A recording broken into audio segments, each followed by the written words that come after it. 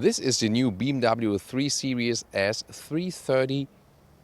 So, on the one hand, an electric boost for more performance. On the other hand, clean driving, at least locally emission-free, and possible lower fuel consumption. What about that? We will test that one here today. An exterior, interior, and the driving experience electrified. And of course, if you generally want to know more about the new 3 Series, that's also in this review. In Full HD, full screen, and full length. On Autogefuehl, let's go!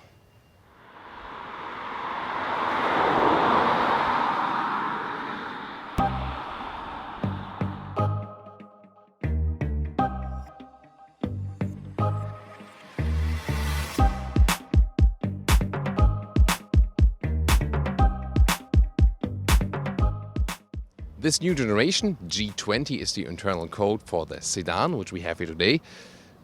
See here the bigger front grille, then adaptive air intake, so the double kidney will only open on demand. Then you have different lines also available, where you can pick the color, for example, of the frame. This one here is a very interesting matte gray color. It's called dark frozen gray. Headlamps come standard as LED.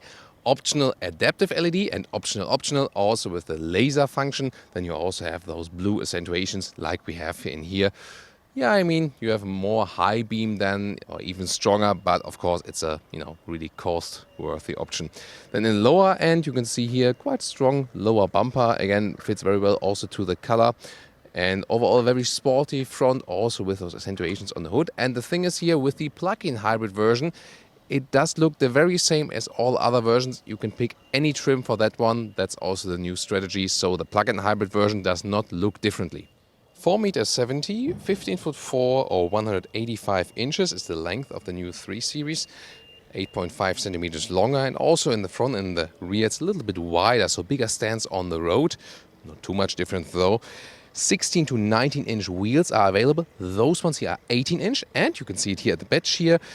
This one is the M Sport model, so the sportiest trim visually. And then, of course, you can go for example, the M Performance model. We also showed you a 340i preview on the racetrack. Tune into that review too.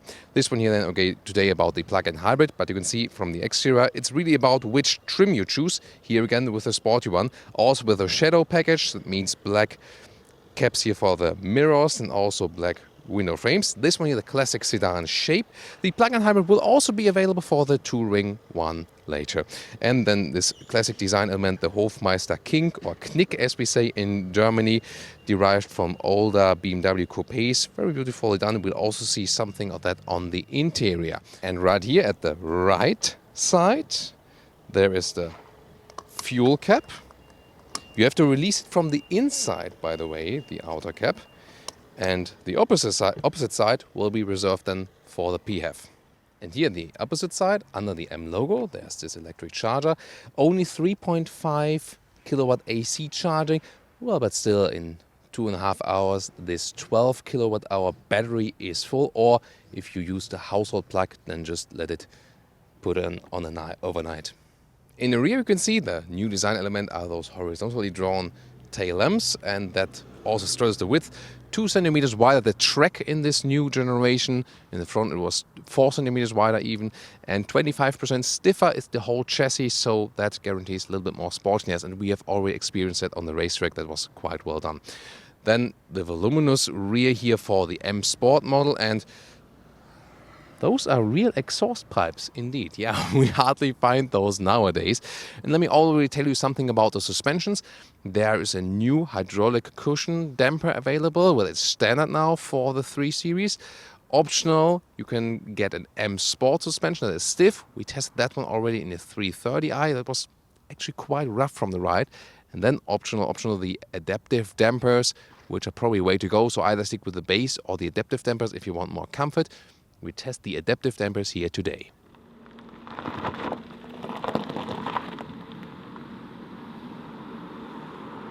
So, what about engines for the 3 Series? There's a 2-liter 4-cylinder petrol with either 184 or 258 horsepower. Then there's the M340i 3-liter 6-cylinder, 374 horsepower. diesel side, a 2-liter 4-cylinder diesel is 150 or 190. 3-liter 6-cylinder diesel 265.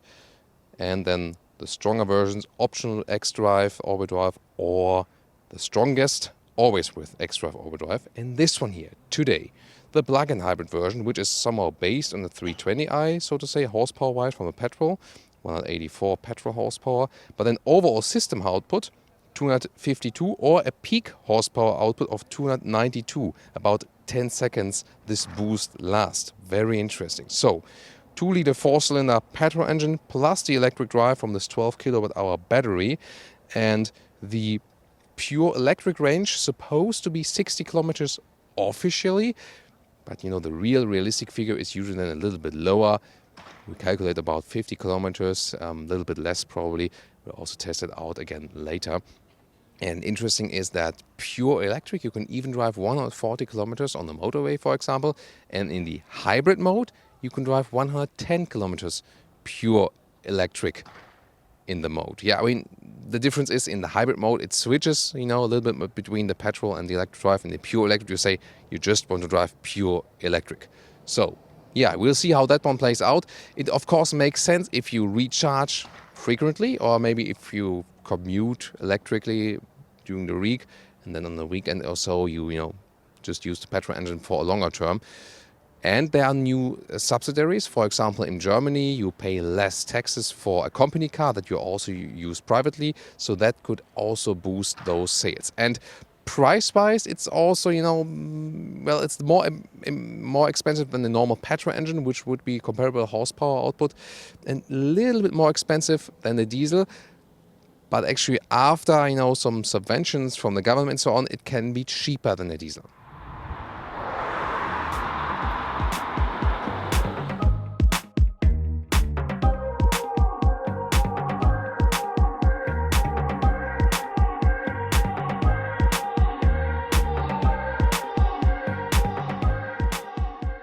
This is the car key. With the M Sport version, you also have the M colors at the side. And then keyless entry, and you put your finger right there on those 3 stripes, and it closes, or put your hand on the inside, and then it opens again right there. Oh, by the way, door closing sound. We've heard better one, but also worse one, so I think quite okay.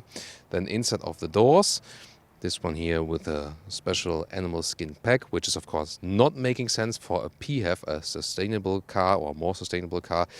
Yeah, I think they have to learn about speccing the cars then for those events. Then here the Hofmeister kink as design element of the inside of the doors. Then the galvanized window buttons, very well done. Door pockets will also fit for a little bit bigger bottles. There what I meant, you have to release the fuel cap from the inside. Then with the M Sport you also have an M entry badge right there. And then this new interior of the 3 Series, this one here is the M steering wheel, so it's a different layout with a sportier layout, also with a heated function is available. Soon more deals to those instruments. They are all digital here, but start with analog as base. Seats are different ones, different forms are available, and oh, this one is still open. And it starts also with a fabric seat in Europe, and in the US you can also get a Sensatec leatherette for a more animal-friendly version. Here again the full animal skin spec. BMW, by the way, says that they have calculated the CO2 output, the total one, of this vehicle, if you compare it to a normal combustion engine. And they said that the break-even point, we know where the more energy input for the production, is evened out by more sustainability, fuel savings and so on, from the PHEV is actually quite early, and that this one here is over the whole life cycle of a car about 20% better still, and if you use renewable energies even 60% better. Yeah, but then again, it would only work if you also put non-animal seats in this car. So, seating position itself, the seat form is actually quite comfortable, mid-sized vehicle, and 1.86 or 6'1", still leaves plenty of headroom. There's also a panoramic roof available actually, not inbuilt this car. Manual control of the steering wheel. And this one here, I'm not sure. We've experienced it in a better way also with BMW. This has some resistance when going up and down. Yeah, Not sure how often you do that, but the good thing is that it goes quite wide and also high, so you can really find a good seating position. So a little bit more comfortable than the predecessor also, I think. And in the front part here, you can also make the seat a little bit longer. Here the electric setup, where you can also put the front here, right there, back part, and also a lumbar support. And this is, all the same for the most 3 Series version. Will also be just the same for the touring here in the very front. The A-pillar is also not that thick, so you can see very well also to the outside. Interior overview. Well, first of all, about the sound system. 6, 10, or optional 16 speakers here with the Harman Kardon sound system, and that one here is pretty decent. Great surround sound, so if you like music, wow, nice. Very, very nice sound. Well, and welcome then here in general to the Cockpit Overview. This is the top screen setup. I'll soon go into the details of both screens here, virtual instrument, also this one, very well integrated, doesn't stand out too far. Also a clean setup right here. The temperature unit is right here, still accessible, so you can control your AC here. Also, you can use the voice control, for example. Set temperature to 22 degrees. Please first set vehicle ready to drive. Oh, so I need to set vehicle to drive, ready to drive. So, hey BMW. Hey BMW. Please set temperature to 22 degrees. No problem. I set the temperature in the driver's area on 22 degrees Celsius. And yes, there are speakers. That's why I put the microphone to the top right there. You already see the Apple CarPlay integration right there. So some hotkeys in the lower part, metal knurling around the knob here, the volume knob in the lower end. Most is done via touch here, but you still have this drive controller to even zoom through the Apple CarPlay, for example, or best use is, of course, when you are in a map, you can zoom in and out with that and not do the pinch and zoom while driving, for example. Steering here with a special form with thicker in the upper part. Right side, instead of saying, hey BMW, I just said it not too loud that the car reacts for that. So instead of saying the command for the voice starting, you can also press this button, might be easier. Then you can also here, for example, scroll through your titles or the music. I see it in the head-up display also. Left side for the adaptive cruise control and also for the assistance systems. And there are those nice shifting pedals where you can also then shift yourself, even if you have those automatic gearboxes. There are hardly any engines left with manual gearbox here. Base would be 5.7 inch, small screen in the middle and analog right and left. This one here, 12.3 inch full digital instruments. And when we light it up, you can see that the RPMs go counterclockwise. In this case, it's the e-boost, so it's not the real engine RPMs. Then you can see how much e-boost you get, and also the recharging for the recuperation here for the 330e right there, and on the left side the normal speed. In the middle part, then you can have some space for the GPS. That's also the counterclockwise reason. So you have to get used to it, and then it's actually quite fine. You can see 100% charge, 47 kilometers pure electric range is the prediction at the moment. On the left side also full fuel and 537 kilometers is all the pure fuel range.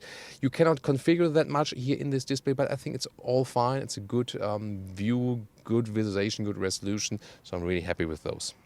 Head-up display is quite useful, and here, as I said earlier, you can scroll through the music titles, or if you have the GPS running, then you can also have GPS information on there next to, of course, the speed and the allowed speed. Here, pretty cool. I really like this feature because, for example, when you open the doors, there are those BMW wings. I miss them really at the light signature on the exterior, but here on the interior, this BMW style is still present. And now we put the car on the inside to show you something of the ambient light. You can also pick different colors right there. Also split colors, for example, depending on the area. And oh yeah, my favorite is of course the blue one, and it fits also the rest of the interior as contrast. But there are also some more colors available, for example, even a green. Yeah, or purple right there. Purple looks always quite fancy, doesn't it? So now this infotainment screen, 8.8 inch is the standard. This one optional 10.25 inch with the newest layout. This one here is the GPS, good reaction, and I like the GPS of BMW at the moment best because it has the best, direction routing somehow. Never fail to, hit anything. You can use a touchscreen, but you also can use the lower pad to browse inside those, those menus here. That's pretty interesting. You can also have a sport display here for the 330e. And via apps, you can also connect your phone to Apple CarPlay wirelessly. Android Auto, however, is not available. So that one here at the moment would be then connected with Apple CarPlay. But again, Android Auto not available. And yeah, they plan it to have it for the future. But at the moment, no plans for that. So then in the top menu, you can use it and also access the Apple CarPlay when it's available. And going back here, because there's more to show you about the different driving modes. Here for the battery control, you can, for example, maintain the status of the battery, but that's not really efficient, so to say. You can have different hybrid driving modes or the all-electric driving mode. We'll talk more about it when we drive the car. There's also here, for example, planned charging, for example, and you can also have a preconditioning for in front of your departure. So when you have this plug-in hybrid vehicle, you already have an independent heating or cooling with your car, where you usually pay extra for. So that is definitely one of the advantages too. Hey Thomas, you told me it has wireless Apple CarPlay, but it doesn't work in my new BMW. So then go to your mobile devices, switch to your phone, and then here, the connection mode is standardly on BMW iDrive. And then you have to go to Apple CarPlay, and you also have to activate the Apple CarPlay first. So both you have to do. You have to do this one here, switch to Apple CarPlay, and in communications, under mobile devices, here under settings, that's the second one, you have to activate Apple CarPlay. And if those two things are activated, then it does work. And then you also have the hotkey here in the lower part. And that's the integration, which looks quite fancy for this widescreen view. But for the first time, I searched for those two, clicks to set, like for an hour or so. Now I find out how to do it, and then it works pretty well. So what about this one here? There's a cover with no piano lacquer. That's good. Then you can slide it open, and there's the inductive charging platform for your phone. Blue indicates that it's working. Normal USB plug here. USB-C will be in the rear. Then adaptive cup holders in the front here. 12-volt power supply. And then there's the automatic shift lever. There's a converter gearbox and just rear-wheel drive here also for the PHEV, because the power is combined first and then sent to the rear. So there's normal converter automatic gearbox. Then on the left side you can also here have the battery control status button. They have the camera button, for example, start stop. Then the different modes here, for example, driving all electric. And then on the right side, you still have the combination. You can either, you can write in here for an address or so, but you can also turn and press still with a nice clicking sound, and still have the hotkeys for the map and so on. So it's a good combination. Use this one while driving and the touchscreen while stationary. So the middle armrest here, well attached, and then underneath here you have USB-C. So they mix normal USB and USB-C in the front already, and some more space, for example, sunglasses and so on. So getting in the rear, this is very interesting to see here, how this glass is cut out right here. Oh, then here they actually protected it with a rubber lip. They did not do that for the 1 Series. Very interesting. So that's good because it can be sharp then here. This, again, this cut out for the Hofmeister King design element. Then this typical BMW back bench design, which has this round shape and still reminds us of like 20, 30 years old BMW. I think it's quite cool that they stick to their styling right there. But what about the legroom? So, the new 3 Series is longer in this new generation, and that also increases the legroom. So actually no problem then for me to sit here. The seat should be a little bit higher, that I can put my seat under the seat a little bit better. Headroom-wise, here also in the sedan is actually no problem with my size, so still some headroom left. The touring, of course, continues as for the roofline, so you have even more headroom. But this one here works just fine. And yeah, I mean, there are segments which offer more legroom, but here inside this very premium mid-size segment, this is also, so probably the same as with the Audi A4. So it's quite average result, but also not too bad. You cannot move the bench, and you can have the ISOFIX at the outsides each, but you cannot flip the bench from here. The only thing you can do is, first of all, have to have those cup holders here in the middle with the armrest, and then you can use this one here as a ski hatch to load things through. But for flipping everything, we have to go to the trunk. Well, you can sit here on the middle seat, but yeah, it works, but it's not that comfortable. It's also a little bit stiffer as for the surface. Then there is this middle tunnel because it's a rear-wheel driven car. So no matter if you have overdrive or not, there's always the middle tunnel right here, pretty thick. Kind of put your feet right there. But then there's two USB-C devices here in the rear next to a 12-volt power supply. And you can also get a rear AC unit if you like. So what about the trunk? Yeah, this is somewhat limited. 480 liters with a normal 3 Series sedan, 375 liters with this one because it's not as high as the other one, but you then have an even loading sill here. That's the somewhat advantage. But you can see you're somewhat limited right here because they have actually put the normal fuel tank underneath here, which is usually lower, and lower here then is the battery. So again, normal 3 Series, the fuel tank is right underneath here, but lower. And here, first your fuel tank, and then even lower, the battery. Very interesting. So what about the measurements? Right here, as for the width, it's even a little bit less than a meter. That's a little bit disappointing right here. That's better in the Touring, for example. And then in length, it's also just about a meter. And the height right here, let's see, that is about 40 centimeters. But there is one trick. By the way, this one here is a bag for a charging cable, which is also fixed right there with, with a belt. And then here, this one, you can actually, there's a mechanism, and put it down, and then you can actually put some higher stuff in here. Let's see, for example, a backpack that then also fits upright in here. So that's the possibility you have. So somewhat limited, yeah, but I don't know. I mean, for lower suitcase, that's still okay somewhat. And then you can also put that up again.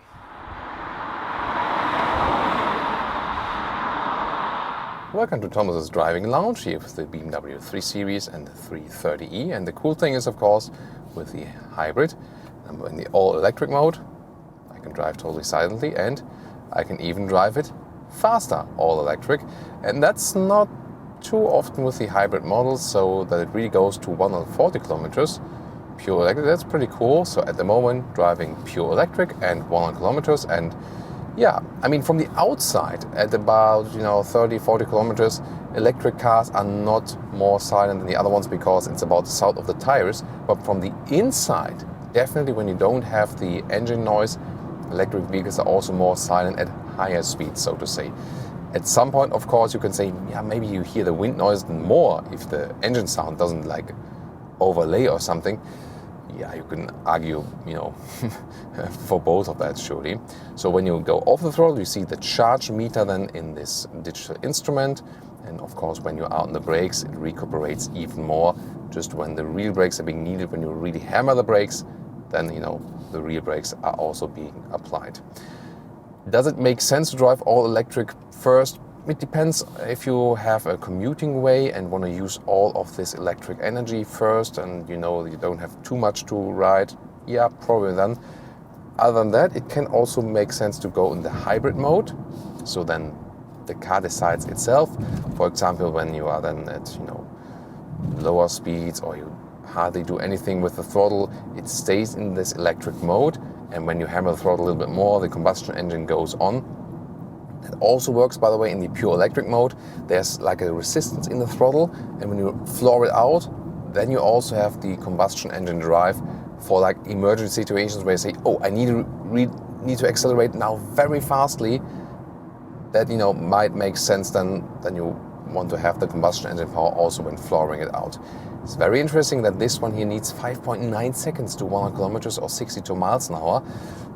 That's indeed pretty decent as for the acceleration. So it comes close to 5.8 seconds from the 330i. So this one here has an acceleration. Oh, yeah.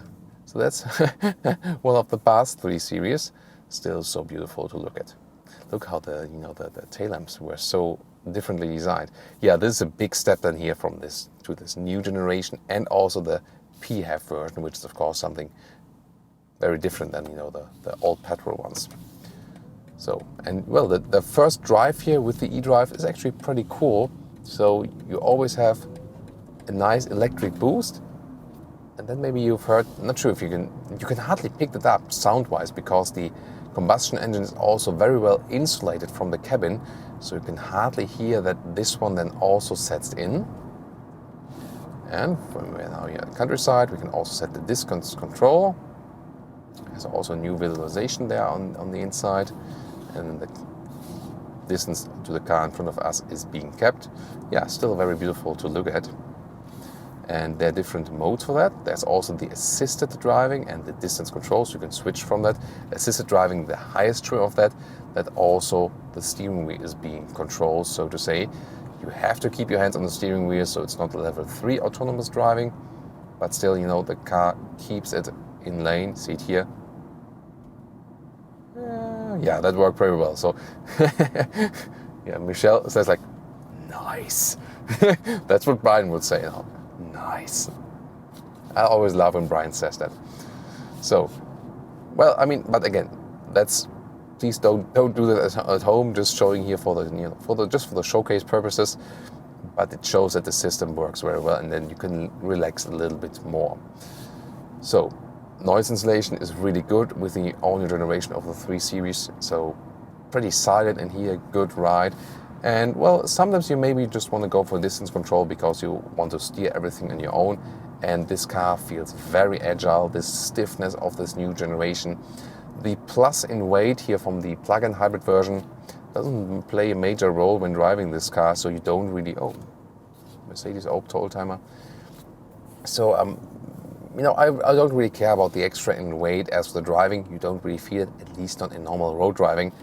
Yeah, maybe you would do so at the racetrack or something, but not really here. So it literally drives pretty much normal, like a normal 3 Series. It's just that you are definitely more silent, have a more relaxing, silent experience, because when you just let the car roll, again, the combustion engine shuts off, and then you can relax a little bit more. That's pretty cool, definitely. So I want to take a look at that also. So when we have the driving information, the energy flow, and then we can, of course, you shouldn't do that, concentrate on that all while driving. But here it says at the moment e-power electric drive, and again, as long as you keep it rather steady, you're always in that mode, and that's also pretty efficient because the battery is not stressed. If you then think about like full speed on the motorway, that wouldn't make so much sense using it just on the pure electric drive than here. So it always depends on the situation, definitely. So here, when I, for example, go out of the small village and want to accelerate on the countryside road again, here I accelerate, and then, yeah, after a while the combustion engine sets in, but the transition is really nicely done. Then there's also this orange symbol for the combustion engine. Yeah, really is one of the PHEVs here where the transition between both is really nicely done. Typical situation here also where with the combustion engine, this energy would have been lost from the acceleration. Now there was someone turning in on the left, and we could gain back some energy from that. So that's also an interesting experience as for that. Well, what about the effective consumption? That's of course a good question. It always depends on how much and how often you recharge. But then does it also make sense when the battery is depleted? That also depends on the topography, the profile. When you, for example, go downhill, you can use more recuperating then again, and you can take them some average values, driving information, for example. Yeah, I mean, I was driving mainly electric. And this 1 liter of fuel consumption is of course really low, but I've depleted more of the battery. So yeah, that always depends. What is quite cool, this one has an X works value, so that really shows like from when the car was built, all the 3,000 kilometers it has been running, shows about 7.5 liters on 1 kilometer for the fuel, for example, and I'm not sure why it's there now, but I've seen earlier that for the pure electric it was about 23 kilowatt hours something like that on 100 kilometers, and that's also quite typical, so to say. So yeah, it's really hard to take the definite fuel consumption figures, but you will of course save fuel when the electricity is cheaper in your country. That might help, for example. And again, this recuperation effect is quite effective. And the thing I really like most about those PHEV vehicles is the calmness in the drive, and you feel a little bit more, let's say, evolved. The ride is more sophisticated. On the one hand, you have really good power when accelerating it out. On the other hand, you have this calmness inside the city, and it's not so annoying when reducing the speed here again. For example, now there's next village beginning, you reduce the speed again, you can regain some of the energy. So that's somehow definitely a cool driving feeling, so to say. So I really like it. Have you any experience with the PHEVs or with the electric vehicles? You can, of course, come to a conclusion, yeah, why don't they make it all electric? Yes, that will come after a while too. So we do expect it also from BMW. So we can turn right now here. I get a good handling here from the whole car. It's a lot of fun to drive. And I think really the main characteristic about the car is the smooth transition between the electric drive and the combustion engine, which is definitely among the smoothest transitions I've so far experienced here for a PHEV vehicle. Here again in the slalom, it's a lot of fun. One criticism point from our initial 3 Series review was that the steering wheel feels a little bit numb in the normal degree areas. And did they fix that? That's a tough question. And my first impression is that it's a little bit better now. So, I mean, those were pretty early vehicles. Maybe they did something there, but here now, I think I have a little bit better feeling here. Yeah, I mean, the steering does not feel the most natural, but it is somewhat direct, and indeed, it's definitely better than with the first ride, where I didn't have so much feeling in the low degree angle. But here, yeah, there's reaction now. So maybe some of the BMW engineers listened to our review, and then they also fine-tuned that. So definitely well done, better now. It's good that we also keep you updated with those changes then when the cars also evolve after a while. It's quite often that when the very, very first vehicles from the works, from a new generation, they have some little stuff here and there that need to be tweaked first. So sometimes as a customer it can also be making sense to wait a little bit until those stuff, until this stuff is really resolved. We can just a lot of fun in every roundabout with this car, rear-wheel drive only, and indeed they gather the power from the electric drive and the combustion engine and then send it to the wheels. So it's not a system where it's all-wheel drive on another axle or it's maybe separated, so it's really combined then. That's pretty interesting, isn't it? What about acceleration? Interesting is the traction to the sport ESC, then the manual shifting lever to the left, then also sports mode clicking twice to the extra boost. Then we have the power of combustion engine plus electric drive, and we can use even the launch control.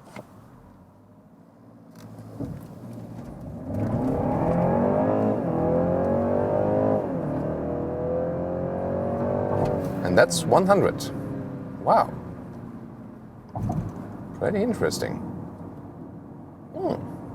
So of course we more heard the combustion engine here now, but there was still the electric drive boost, especially like in the first second.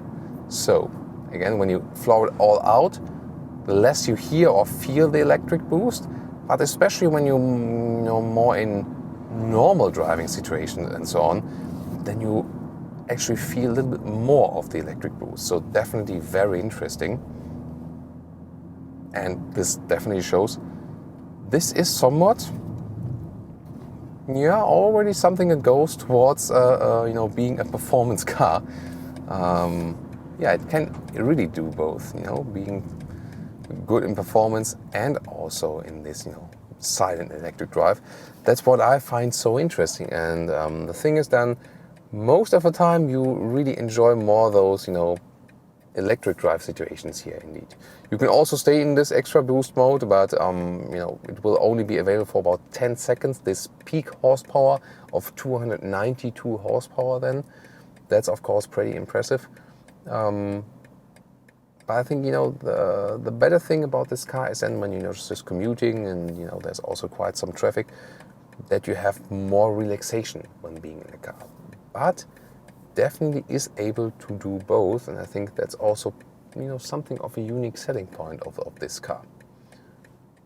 We can do one more, out of the corner here when the traffic light turns green, right here, and yeah, nice.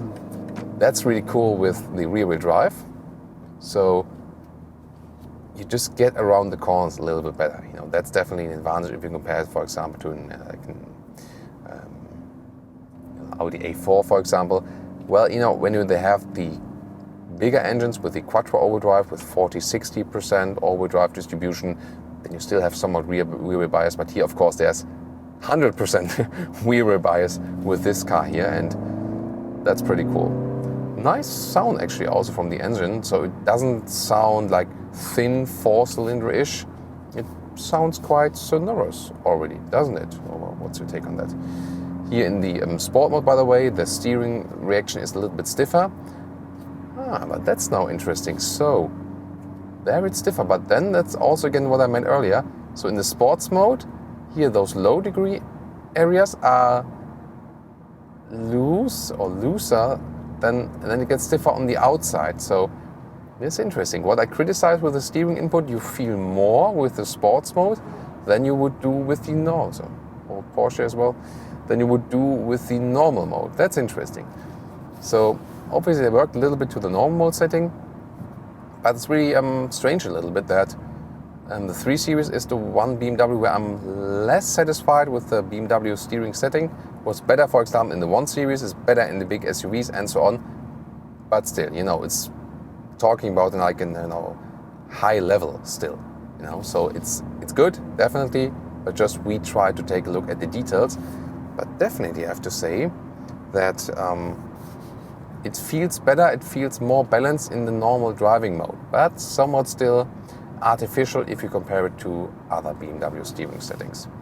So now again I can set it to cruise control, having a lot of fun with this vehicle here today and enjoy really this, literally hybrid drive. But definitely, it more makes you appreciate the electric situations, definitely. So interesting, by the way, when I'm in the hybrid mode and the combustion engine is on, I also see the RPM meters here on the right side. Of course, fuel consumption also went up now due to this acceleration stuff. And if I really want to drive all electrified, I can either wait that the car does that at some point, or then press again the electric button. With recharging the car while driving, that's not really efficient. It might make sense when there will be those situations for, E-zones, that some cities maybe say we only let electric cars in. That's not at the moment, but there might be some of those zones in the future, and then the PHEVs are already ready for that. Then you would recharge, when you drive overland, and then you use the electric drive when you are inside the city again. Again, efficiency-wise, that really doesn't make any sense. Yeah, but sometimes, not every rule really makes sense. Then again, locally you can cut down the emissions. So there's a lot to talk about, definitely. But I think again, it's a very interesting drive here today. So who would buy this car? When you want to know more about technology, you like new technologies, definitely. You want it a little bit more sustainable over the whole life cycle then, when you save some more fuel over time. And especially making sense when you can recharge at home or at work regularly, that you can use as much of the e-drive as possible. And now to the conclusion for today with the new BMW 3 Series S330e, the new plug-in hybrid. Well, exterior-wise, it's the very same as a normal 3 Series sedan, so they didn't do any changes there. Here today as the M Sport with a very sporty touch, and indeed it also gives you a sporty boost, especially in this extra boost. And then you also have a quite sporty car indeed. But even more to enjoy is definitely this electric drive, so you can use it quite often, and also the increased range now if you compare it to the predecessor model, that works pretty well. And even if you're just in the pure electric mode, you have a very good boost, very good drive just off the battery, and that's a lot of fun. And of course, pretty cool to be even more relaxed in the city surrounding, to be locally emission free and so on. And you can also use it even if you cannot recharge every day. It will be useful somewhere from the recuperation, for example. But of course, makes most sense when you have some charging possibility to make it, most of the time pure electric. So it was a very interesting drive. If you're really keen on technology and so on, you will definitely enjoy it. Interior-wise, they really have stepped up the game as for the build quality. So yeah, among leading in the segment now together with the Audi. And so very well to control. Also about the infotainment system. Yeah, to set up the wireless CarPlay once is a little bit complicated, but then after that it's pretty easy solution, definitely. And they were among the first to introduce that. The other ones are keeping now up with introducing that, but still no Android Auto here for the BMWs. Also reasonable space inside. Of course, there's the limitation here with the PHEV, with the trunk that's not as high, but you can somehow live with that. For example, when you put that stage down again for backpacks, or when you don't have too high things to load in. And for the touring, it will be less of the problem when the touring will come as a PHEV. Then you have more height in the trunk anyway. One more important remark to the driving, because it didn't do it in the driving part this time. This one here had the adaptive suspension, and it was superb. So it was a little bit stiffer than in the sports mode, for example, but still in all different modes, it was sporty enough that you don't have, too much roll, but it has really superb comfort. So if you have the extra money to spend about that, the adaptive suspension is, a option worthwhile.